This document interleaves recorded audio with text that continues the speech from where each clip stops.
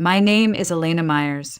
I am 32 years old, a single mother raising my 8-year-old son Dylan in a quiet suburb of St. Paul, Minnesota. I work from home as a freelance graphic designer, spending most of my days hunched over a laptop while Dylan builds Lego cities on the living room floor. My life is simple, predictable, safe. At least, that's what I told myself. But some things in life have a way of finding you, no matter how far you run. I inherited something from my mother, a strange sensitivity, an ability I never understood. When I was a child, I sometimes touched people and felt flashes, small fragments of their memories. My mother called it a gift. My father called it a curse. After my mother's death, I buried it deep, determined never to feel those flashes again. Until that day. It was a bright, punishingly hot July afternoon when I climbed the steps of St. Paul Regional Hospital, clutching a paper bag filled with fruit and a set of new pajamas for Dylan. He had been recovering from a routine appendectomy, and I had been told he would be discharged today. The sun baked the concrete steps, and by the time I reached the reception desk, the back of my blouse clung uncomfortably to my skin. "Good afternoon. I'm here to see Dylan Myers." He was in room 17. The woman behind the glass looked bored as she tapped at her keyboard. "Room 17 is being renovated," she said. "Your son's been moved. Check with the nurse on the second floor." That was odd. I had visited Dylan the night before, and everything had been perfectly normal. My stomach tightened, but I smiled politely and thanked her before heading upstairs. The second floor felt strangely deserted. The room where Dylan had been was empty. No bed, no charts, just a man measuring the walls for repainting. "Excuse me, do you know where the boy in this room was moved?" I asked. He shook his head. "No idea. I'm just the painter." I walked back into the hallway, scanning for anyone who could tell me where my son was. A young nurse finally appeared, pushing a cart of supplies. Her name tag read Olivia. "Excuse me, I'm looking for my son, Dylan Myers. He was moved from room 17. She checked her tablet. "Ah, yes. He's being prepared for discharge." They moved him to room 3 on the 3rd floor so the attending physician could sign off before release. I hesitated. "Room 3, 3rd floor?" She nodded quickly. "Yes, doctor's orders. Your things were already taken there." I thanked her and took the stairs up, but something about the way she rushed away left me unsettled. The 3rd floor felt different, quieter. The sign on the wall read, "Intensive Care Unit, authorized personnel only." That made no sense. Why would Dylan be in ICU? I spotted a man in scrubs wheeling equipment. "Where is room 3? I asked. He scratched his head. "Room 3? Down that hallway, but I'm new here. Best to double check." I followed the hallway until I saw a door propped slightly open, a faint beep of medical monitors echoing inside. My instincts told me something was off, but I stepped in anyway. The room was dim, filled with the antiseptic smell of disinfectant and something heavier, the weight of silence. Only one bed was occupied. On it lay a woman I had never seen before, middle-aged. Her silver-streaked hair spread across the pillow like a halo. Her skin was pale, her face calm, but there was something about her, something that felt familiar even though I couldn't place it. I should have left, but I didn't. Something drew me closer. My hand moved almost on its own until my fingertips brushed her palm. And then the world exploded. For an instant, I wasn't in a hospital. I was standing by a shimmering lake, watching sunlight bounce off its silver surface. A blue-painted house stood at the water's edge, with carved railings on a wide porch. A man leaned against the doorway, tall and broad-shouldered, staring into the distance as if waiting for someone. The vision snapped away as fast as it came. I gasped and stumbled back, my pulse hammering. I hadn't had a flash like that in more than 20 years, and I had no idea why it had chosen this woman. "Excuse me." The voice startled me. I turned to see a man in a white coat standing in the doorway. His hair was streaked with gray at the temples, and his eyes carried that weary focus I'd only ever seen in trauma physicians. He glanced from me to the monitors, and then back, suspicion flashing in his face. "This is an intensive care unit," he said. "How did you even get in here?" I was told my son was moved here," I stammered.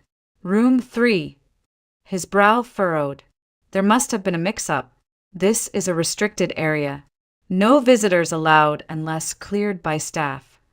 I stepped back, embarrassed, my hand still tingling from where it had touched the patient's skin. "I'm sorry.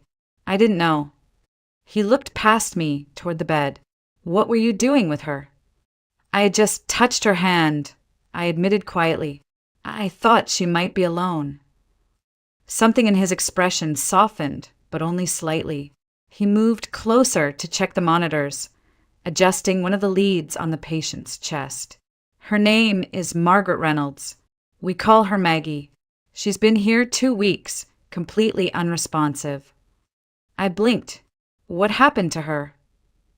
"She was found near Silver Pines Lake during a thunderstorm. According to witnesses, she'd been out painting on an easel by the water. Lightning struck a tree near her. When the paramedics arrived, she was unconscious, no burns, no visible injuries, but no response either. Her vital signs are stable, brain activity present, but blocked somehow." Silver Pines Lake. The name sent a shiver down my spine. The lake in my vision had to be the same one. "Does she have family?" I asked. The doctor, his name tag read Dr. Michael Hargrove, shook his head. "We couldn't reach anyone. No ID on her at the time. Just paintbrushes and a satchel of art supplies. Police are still trying to piece together her life." I hesitated, then whispered. "I saw something when I touched her. A house, blue painted, right by the water." Dr. Hargrove straightened, his eyes narrowing. "You saw something?" I almost denied it, but something inside urged me to tell the truth. It felt like I was there, like it was her memory. The room grew quiet except for the rhythmic beep of the heart monitor. The doctor studied me, a mix of skepticism and curiosity on his face. "Are you telling me you have some kind of intuition about patients?" "No," I said quickly, then paused. "At least not normally. It hasn't happened since I was a kid." He sighed, rubbing the back of his neck. "Look, whatever you think you saw, keep it to yourself outside this room. Families cling to hope. If you give them false hope, it can destroy them. Understand?" "I'm not trying to give false hope," I said softly. "But she doesn't feel gone. It's like she's lost somewhere between." For a long moment, he simply looked at me, as if trying to decide whether I was delusional or telling a truth too strange to ignore. Finally, he said, "If you notice anything unusual, come to me directly. No one else." He wrote something quickly on a chart, then stepped aside. "Your son isn't here. He's downstairs, room 32, a different wing. Someone gave you the wrong information." "Thank you," I murmured, still shaken. I glanced back at the woman on the bed, Margaret Reynolds. She looked peaceful, almost like she could wake at any moment if someone just called her name. And for reasons I couldn't explain, I felt drawn to her. As I left the room, one thought gnawed at me. That vision wasn't random. Something about her was reaching for me, or maybe I was reaching for her. That night, after Dylan had gone to bed, I sat on the porch of my father's house. The sky over St. Paul was clear, and the faint sound of cicadas hummed in the background. My father, Samuel Myers, sat across from me, carving a thin strip of leather into a shape only he could envision. He'd been a leather craftsman for decades, hands rough but steady, movements deliberate and patient. He looked up when he noticed I was staring off into the distance. "Something's on your mind," he said. I hesitated, unsure how to explain what had happened at the hospital, but I'd never been able to hide much from my father. He had this way of waiting quietly, letting the silence do all the heavy lifting. "I touched someone today," I finally said, my voice barely above a whisper. a woman in a coma. And when I did, I saw things, memories that weren't mine. A house by a lake. A man in the doorway. It felt real, Dad. Too real. His knife paused mid-cut. For a long moment, he said nothing. Then he sighed and set the leather aside. So it's back. I frowned. What's back? He leaned forward, resting his elbows on his knees. Your mother had the same thing. The sensitivity. She could touch people and see pieces of their lives. Sometimes even things that hadn't happened yet. She called it a blessing, but I called it a curse. It took a toll on her, Elena. She couldn't shut it off, and it wore her down. I swallowed hard. I remembered my mother as gentle but haunted, like she was always listening to something no one else could hear. You think I'm like her? I know you are, he said softly. You've always felt things too deeply. That's why I raised you to keep your hands to yourself when it came to strangers. I thought if you ignored it long enough, it would fade. I thought it had, I admitted. Until today. He studied me with those weathered gray eyes, the ones that had seen more loss than most people could endure. You don't have to do this, Elena. You don't owe that woman anything. You have Dylan to think about. Your life is finally steady. But that was the thing. Ever since I'd touched Margaret Reynolds' hand, I hadn't been able to stop thinking about her. The image of that blue house by the lake kept flashing in my mind, and that feeling like she wasn't gone, just trapped somewhere between memory and darkness. I can't ignore it, I said finally. What if she's trying to find her way back? What if I can help her? My father leaned back, rubbing his jaw. Your mother thought the same way. She tried to help too many people. And in the end, his voice trailed off, grief flickering behind his eyes. I reached over and took his hand. I'm not Mom, Dad. I'm not going to let this destroy me. But if I can use it to help someone, shouldn't I try? He looked at me for a long time, then squeezed my hand. Just promise me one thing. Don't lose yourself in it. Help her if you must, but remember, you have a son who needs you in the here and now. I promise. For the first time in years, I felt the stir of something I thought I'd buried long ago. Not just the gift, but purpose. I didn't know what Margaret Reynolds meant to me, or why I'd been drawn to her. But I knew I couldn't just walk away. And deep down, I had a feeling this was only the beginning. I woke before dawn the next morning, long before Dylan's alarm clock would chime. Sleep had been shallow and restless, filled with fragmented flashes of that house by the lake. I had seen every detail in my dream. The blue paint, the carved porch railings, even the weathered mailbox leaning slightly to one side. When I opened my eyes, I knew exactly where I needed to go. Mom, why are we up so early? Dylan mumbled as I packed his backpack with snacks and water. We're taking a little trip, I said gently. I need to check on something for work. It wasn't entirely true, but explaining psychic visions to an 8-year-old before breakfast felt like the wrong choice. By mid-morning, our car rolled along a winding rural road that hugged the curves of Silver Pines Lake. The water shimmered under the bright July sun, dotted with fishermen and the occasional kayaker gliding across its glassy surface. Dylan pressed his face to the window, wide-eyed. Whoa, can we go swimming later? Maybe, I said, though my focus was fixed on the GPS marker. When we finally pulled onto Lakeside Drive, I saw it, the exact house from my vision.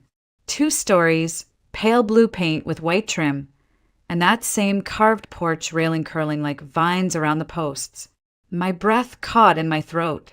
Dylan whispered, Mom, you look like you've seen a ghost. Something like that, I murmured. Before I could knock on the door, it opened.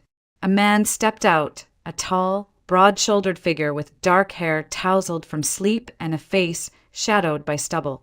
His eyes were tired, suspicious, and a little guarded. Can I help you? His voice was deep, carrying the kind of edge people get when life has been pressing too hard for too long. I cleared my throat, suddenly aware of how strange this must look. A woman showing up unannounced with a kid in tow. Are you? Ethan Reynolds. His brow furrowed. Yeah, Who's asking? My name is Elena Myers. Yesterday, I was at St. Paul Regional Hospital in the ICU. Your mother, Margaret Reynolds, she's there. Ethan froze, his hands tightening on the porch railing. My mom? Are you sure? I nodded.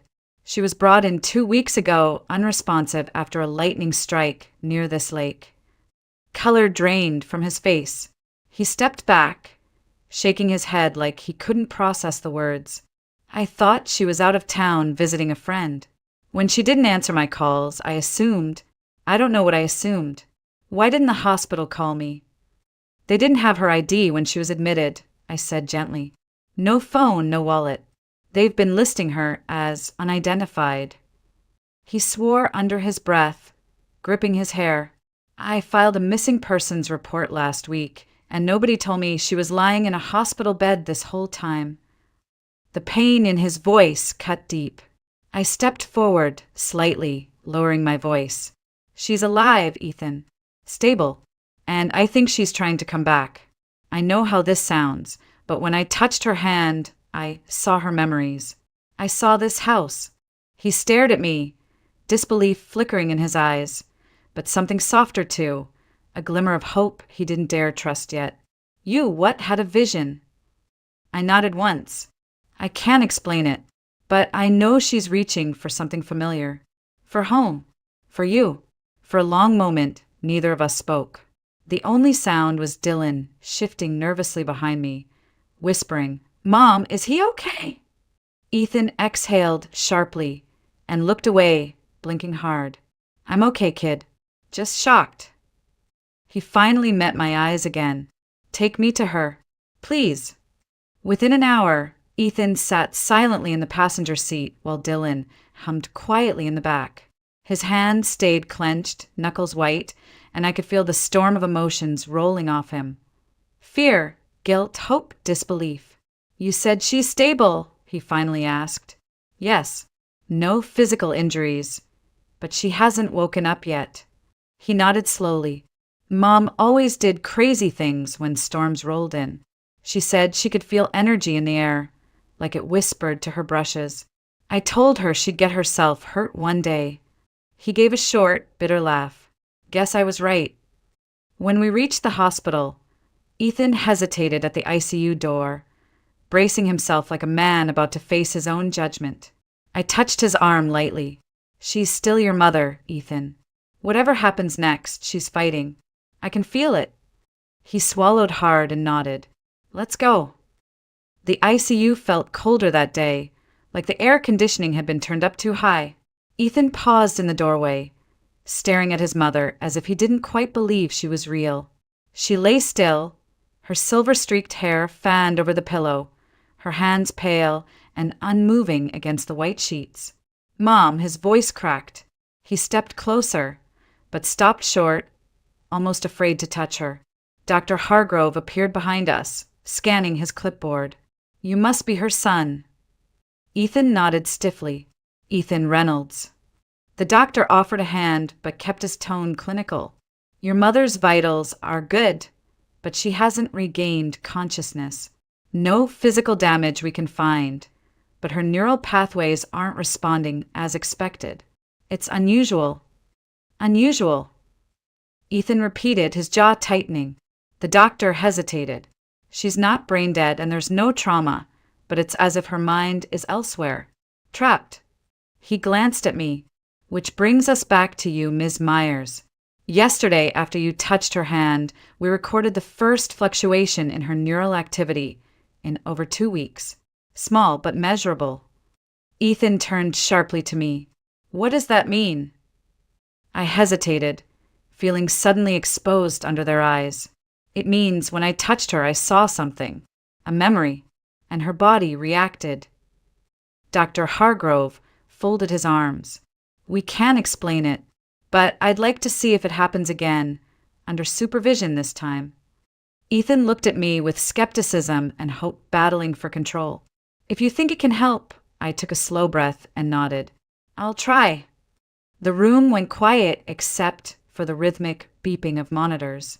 I stepped closer to the bed, my fingertips trembling slightly. Hi, Margaret, I whispered, though she couldn't respond. It's me again, Elena.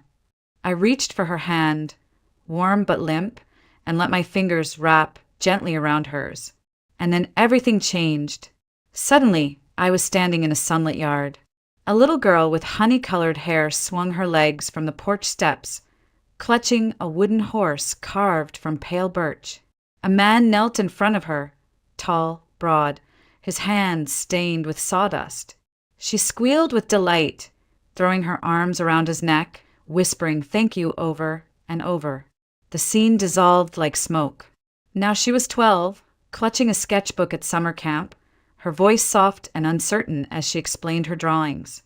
The other kids laughed behind her, teasing her for her small-town accent, but one camp counselor knelt, pointing at her sketches. You have talent, Margaret, real talent. The kindness wrapped around her like sunlight after rain. The vision shifted again. Rain fell on a summer evening, blurring streetlights into watercolor streaks. Margaret, now a teenager, stood under a chestnut tree with a boy who wrapped his jacket over her shoulders. He whispered something, and she laughed through tears as he kissed her. First love, fragile and sweet, filling the air with a thrill of possibility. A wedding followed, small, quiet, intimate. The man she married wasn't the boy under the tree, but someone else, gentle, serious, but eventually distant. A baby's cry echoed, pulling focus to a tiny boy with Ethan's eyes. Margaret smiled through exhaustion, rocking him in a small apartment that smelled faintly of formula and turpentine. Years sped forward. The apartment was replaced by a cramped studio filled with canvases. Margaret painted late into the night, hands moving with fierce precision as she captured storm clouds rolling over a lake. Bills stacked on a side table, but she didn't stop painting, or kept her breathing when life pressed too hard. The visions came faster now, fragments blurring together. Ethan's first steps, her first solo exhibition, quiet evenings alone, phone calls that ended in tears. A woman who gave everything she had to her child and to her art, even when the world gave her little in return. I gasped, the visions fading like a tide pulling back to sea. When I opened my eyes, I was back in the ICU. A single tear rolled down Margaret's temple, and her fingers twitched faintly in my grip. Ethan made a strangled sound. Did you see that? She moved. Dr. Hargrove leaned in, eyes wide. Motor response. First time since admission. He glanced at the monitor. Neural activity spiking again. I gently squeezed her hand. Margaret, you're safe. Your son is here. You're not alone. Her lips trembled, a sound escaping like a faint sigh. Ethan's eyes welled up, his knuckles white as he gripped the bed rail. Mom, it's me. It's Ethan. I'm right here. For a heartbeat, I thought she might wake fully, but then her body relaxed again, slipping back into stillness. She's in there, I whispered, my own voice shaking. She's fighting. Ethan turned to me, his face a mix of awe and confusion. What exactly are you doing? How do you know all that about her life?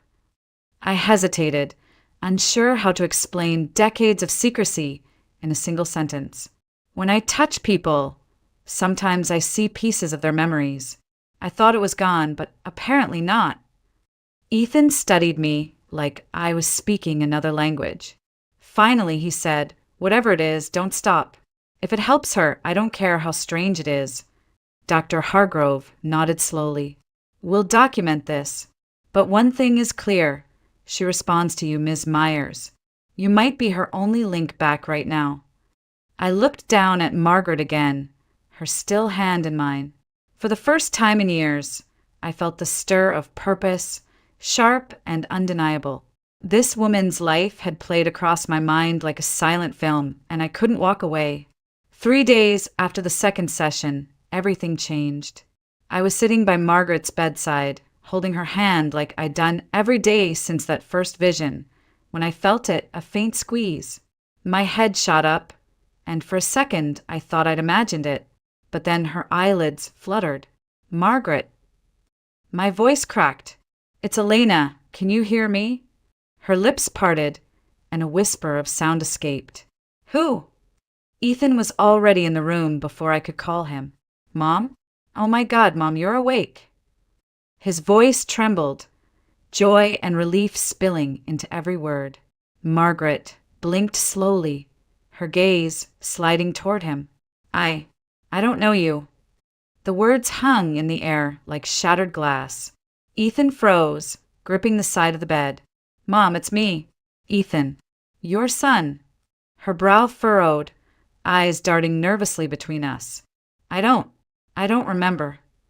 Dr. Hargrove arrived within minutes, checking her vitals while asking simple orientation questions. She knew her name, knew the month and year, but when asked about family, her face went blank. It was as if the memories were there, but locked behind an unbreakable door. Retrograde amnesia is common after traumatic coma, Dr. Hargrove explained gently to Ethan. It might be temporary or partial, or sometimes it never fully resolves. Ethan stepped back, shoulders stiff, fighting emotions I could almost feel radiating from him.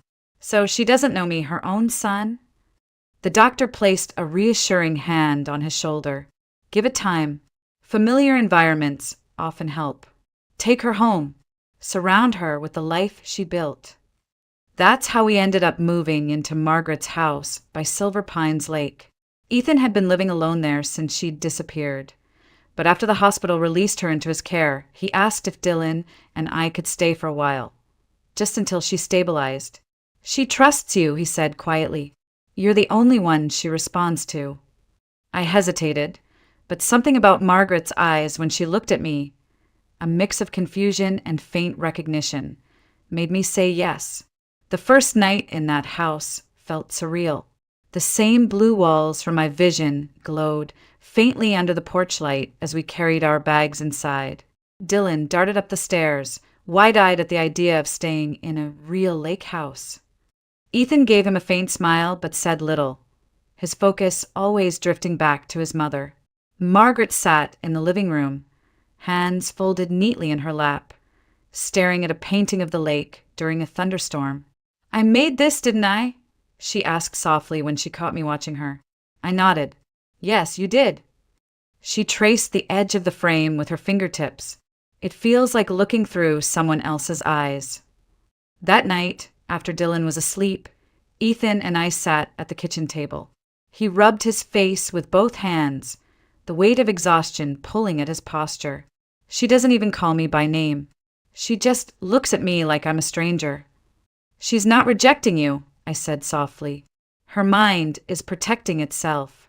Memories tied to the strongest emotions sometimes take the longest to come back. You're too important to her.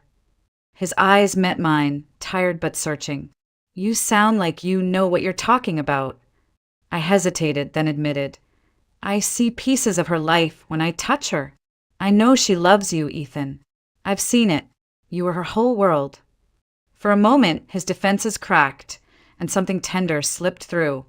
Hope, raw and unsteady. Then we fight for it, whatever it takes. Over the next week, we fell into a rhythm. Each morning, I worked remotely from the porch while Dylan explored the lakeshore with an old fishing pole Ethan found in the shed. Margaret would wander the house like someone visiting a museum of her own life, pausing at old family photos, touching objects with cautious curiosity. Sometimes she asked questions. Sometimes she simply stared at her own artwork, murmuring, "These are beautiful. Did I really make them?" And every afternoon I sat with her, gently holding her hand, telling her stories I'd pulled from the visions. The wooden horse her father carved, the counselor who encouraged her art, the night she met Misha under the chestnut tree, the day she brought Ethan home from the hospital. One evening, she surprised us all. We were having dinner. Roast chicken Ethan had ordered from the local deli when she looked at him suddenly and said, "You like your coffee black, always have." Ethan froze, fork halfway to his mouth. Yeah, I do." She blinked rapidly, pressing a hand to her forehead. It just came to me, like a spark. It was small, but it was a start. Later that night, while Dylan slept and Margaret rested, Ethan and I sat on the porch watching the lake ripple under moonlight. "She's getting pieces back," I said, hugging my knees. Ethan nodded. "Yeah, but what if she never remembers me completely? What if this is all we get?" I turned to face him.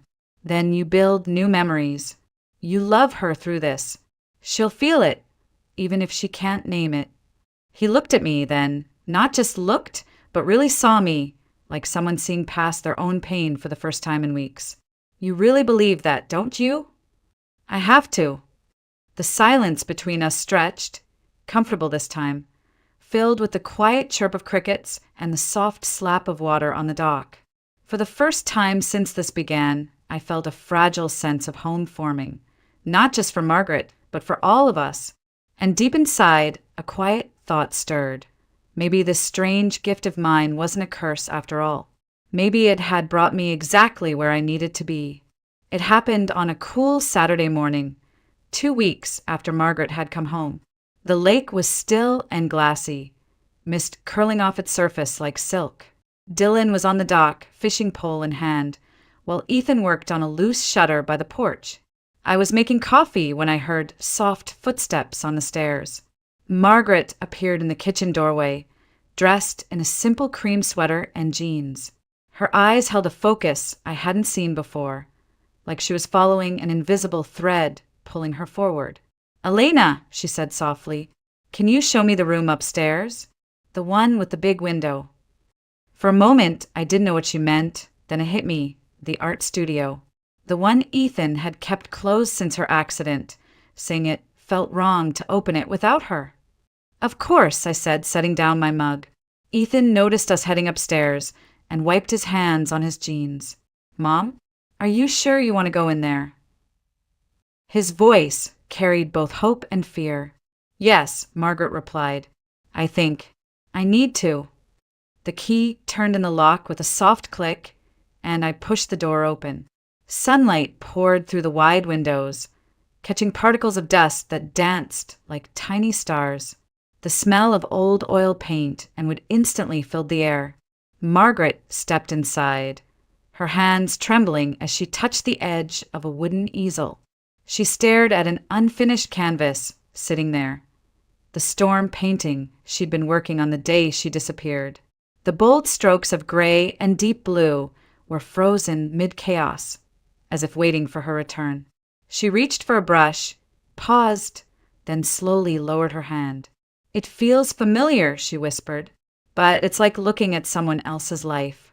I walked closer, gently resting my hand on her shoulder. "It's yours, Margaret. You lived it. You love this place." She turned to me, eyes glistening. "Can you help me remember?" I hesitated. Touching her again meant opening myself to whatever fragments of her life were still locked away. But I couldn't say no. I took her hand, warm and fragile, and let the energy flow. Instantly, my mind filled with color.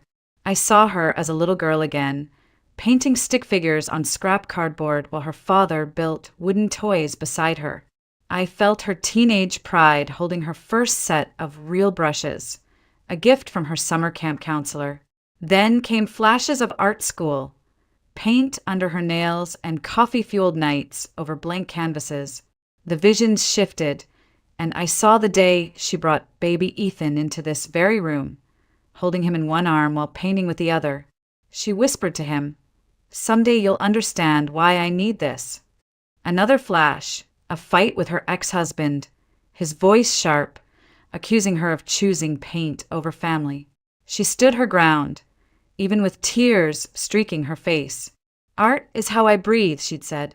I felt the pain of loss when she was left alone, the fierce determination to keep going, the pride when her first gallery show sold out, and the quiet nights when she painted storms as if they could carry away all the loneliness she never spoke aloud.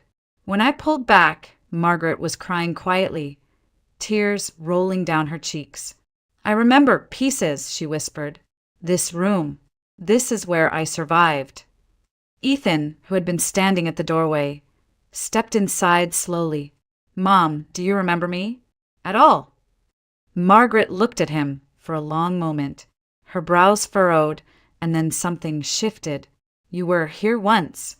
A little boy, sitting on the floor with crayons while I painted. She pressed a hand to her chest.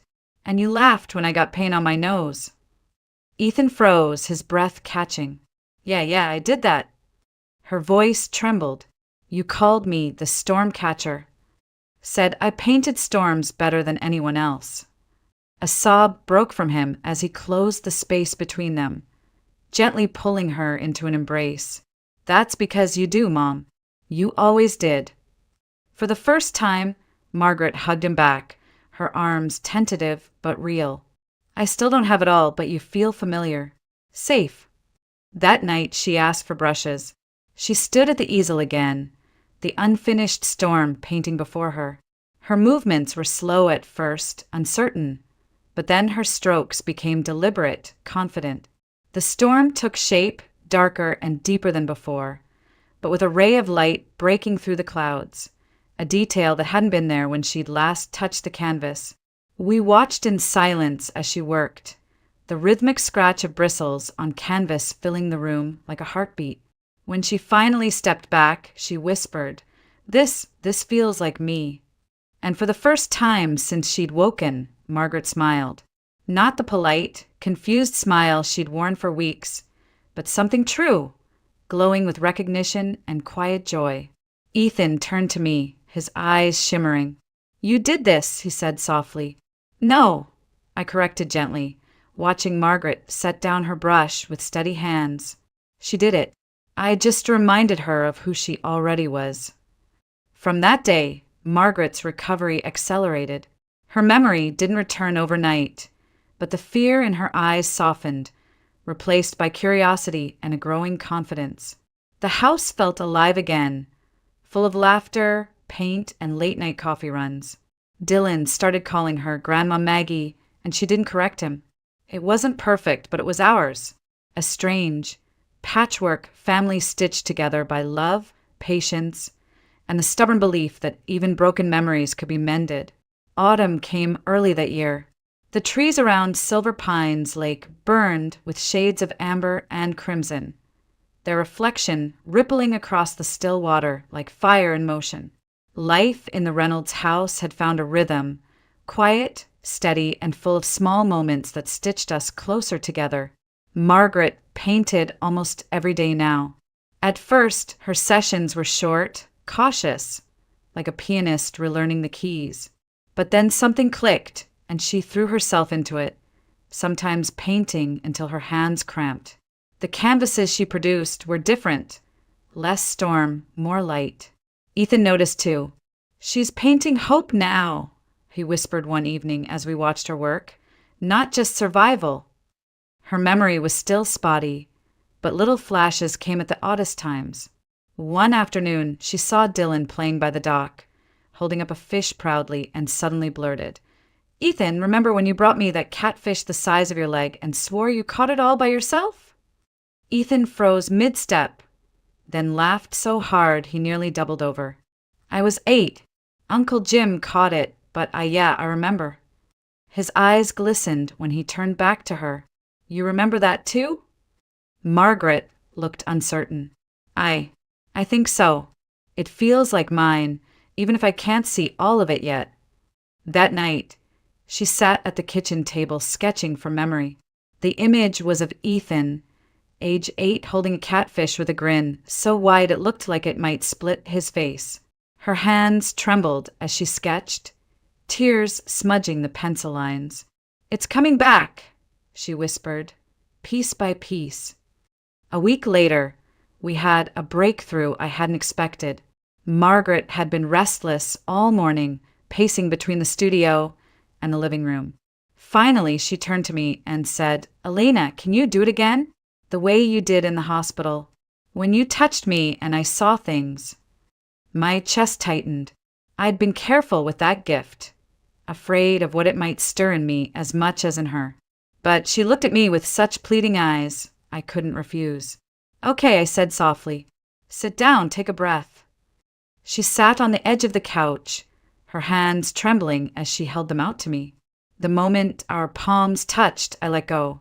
Memories slammed into me like a floodgate bursting. Her first apartment after the divorce. Tiny but full of plants and unfinished canvases. Ethan as a little boy, lying on the floor with coloring books, telling her she was better than superheroes because she made whole worlds out of colors. The two of them baking a lopsided birthday cake, laughing as flour dusted the counters like snow. And then darker memories crept in, the fear of losing the house after a bad season of art sales, the loneliness that curled around her at night when Ethan left for college, the grief she'd never voiced when her marriage ended for good. But interwoven with all of it was love, so much love it made my throat ache. When I pulled away, Margaret was crying but smiling. I remember all of that, every single thing. She touched her temple, trembling. And I remember you, Ethan. Your first day of school, your graduation, the way you held my hand when Dad died. Ethan, who'd been standing quietly in the doorway, stumbled forward and dropped to his knees beside her. Mom, you really remember? She cupped his face, tears streaming down her cheeks. You're my son, my everything. How could I ever forget you? He pulled her into his arms, holding her like he never wanted to let go. I stepped back, giving them space, my own eyes stinging. After that day, something shifted in the house. Margaret moved through each room like she was reintroducing herself to her own life, rediscovering things she'd once loved. An old music box in the bedroom, a stack of letters from her art school friends, even a cookbook stained with decades of family recipes. One evening, she made Ethan his childhood favorite. Chicken pot pie with the flaky crust she'd perfected when money was tight and comfort was needed. Dylan watched from the table, wide-eyed. This is better than any restaurant, he announced proudly. Margaret chuckled, wiping her hands on her apron. You can thank your Grandma Maggie for that one, Ethan said with a grin. She paused, looking at Dylan with soft eyes. Grandma Maggie, I like that. Life outside the house slowly began to notice too. Margaret's work, now bursting with vibrant colors and warmth, caught the eye of a local gallery owner. She hesitated at first, nervous about stepping back into public life, but Ethan encouraged her. People should see what you've done, Mom. You've changed, and your art shows it. The gallery opening was small but intimate, and Margaret's smile that night lit up the room. She stood in front of her storm painting, the one she'd finished after coming home, now framed and glowing under the gallery lights. People stopped, studied it, and whispered about its raw emotion and surprising hopefulness. When someone asked what inspired it, Margaret looked across the room at Ethan, then at me and Dylan. Family, she said simply. The one you're given and the one you find. Later that night, back at the house, we sat on the porch, sipping cocoa while Dylan dozed in a blanket on a porch swing. The lake reflected the stars like shards of glass scattered across black velvet. You know, Ethan said quietly, when you showed up at our door that day, I thought you were some kind of, I don't know, miracle worker or a scam artist. I laughed softly. Fair reaction. But you gave me back my mom. He turned to me, eyes soft, sincere. And somehow you gave me back a piece of myself, too. Margaret, sitting beside us, reached over and took both our hands. We're a family now, aren't we? Not just because of blood, but because we choose to be. I felt a warmth bloom in my chest, deeper than gratitude, steadier than luck. For the first time in years, I wasn't just passing through life. I was part of something rooted, something alive. The first snow of the season fell quietly over Silver Pines Lake, turning the water's edge into a soft blur of white and silver. It had been 3 months since Margaret had fully regained her memory, and the house no longer felt like a place of loss. It felt like a home. Inside, the fireplace crackled, filling the living room with warmth and the scent of pine. Dylan sat cross-legged on the rug, working on a school project while Margaret painted in her studio upstairs, humming softly to herself. Ethan and I were in the kitchen, preparing dinner together. It felt almost domestic, almost ordinary. And that in itself was a miracle. "You know," Ethan said quietly as he chopped vegetables, "I used to hate this house." I looked up, surprised. "Hate it? Why?" He shrugged, avoiding my gaze. "Too many ghosts. Too many reminders of how lonely Mom had gotten. How much I'd missed while building my own life somewhere else. But now," he paused, knife stilling mid-slice. "Now it feels different. Because of you. Because you stayed." I smiled, faintly, tucking a strand of hair behind my ear. "I didn't stay for me. I stayed for all of you, and maybe a little for me too." Ethan's eyes lifted to meet mine, and something unspoken passed between us.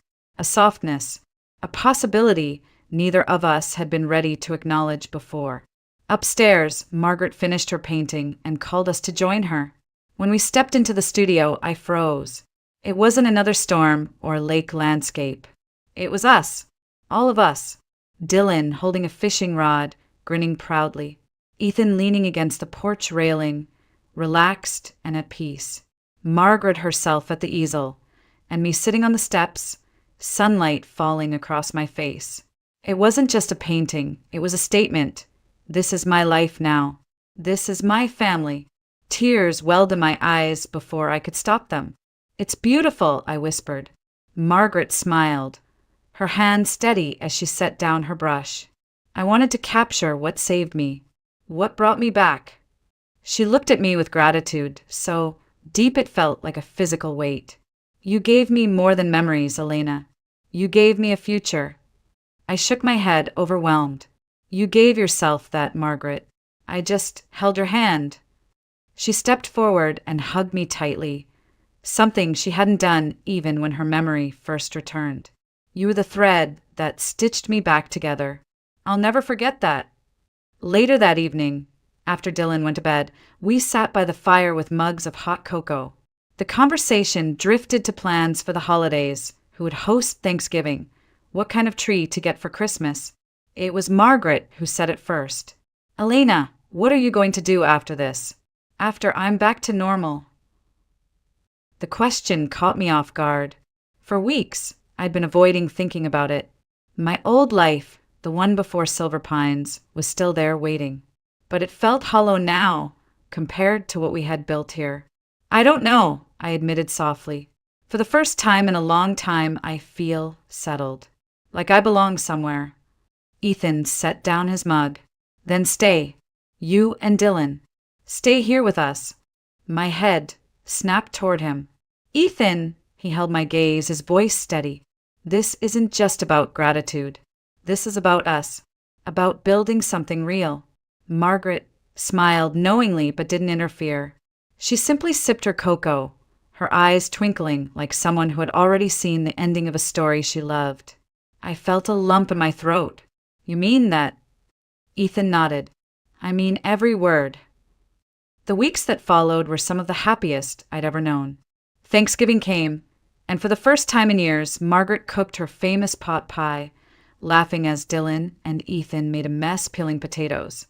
Christmas followed with snowball fights by the lake, a tree decorated with mismatched ornaments, and Margaret gifting each of us a small framed painting she'd made, a memory from this new life we'd built together. But the true moment of healing came one evening in January, when Margaret took me by the hand and led me to her studio. On the easel was a new canvas, a young girl holding the hand of an older woman, standing at the edge of a lake as storm clouds parted to reveal sunlight. "That's you and me," Margaret said softly. "The day you brought me back."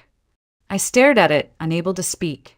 "This gift you have," she continued. "It's not a curse, Elena. It's connection. And sometimes that's what people need most, to know someone sees them even when they're lost." For the first time in years, I didn't feel ashamed of what I could do. I felt proud. Spring came early, the ice melted from the lake, and life settled into a rhythm that felt permanent. Margaret's work began selling at galleries again. Dylan thrived at his new school, and Ethan and I, well, we finally admitted what had been growing between us all along. One evening, we stood by the dock, watching the sunset bleed into the water. Ethan reached for my hand. "So this is home now." I smiled, leaning against him. "Yeah, this is home." Behind us, Margaret called out from the porch, holding up another painting. "Hey, who wants to see my newest masterpiece?" Dylan came running, shouting, "Me! Me!" And the three of us walked back together, hand in hand. As I look back now, I realize everything began with one accidental touch in a hospital room. A touch that opened not just Margaret's memories, but my own heart to healing, to belonging, to love. And sometimes that's all it takes. One touch to change everything.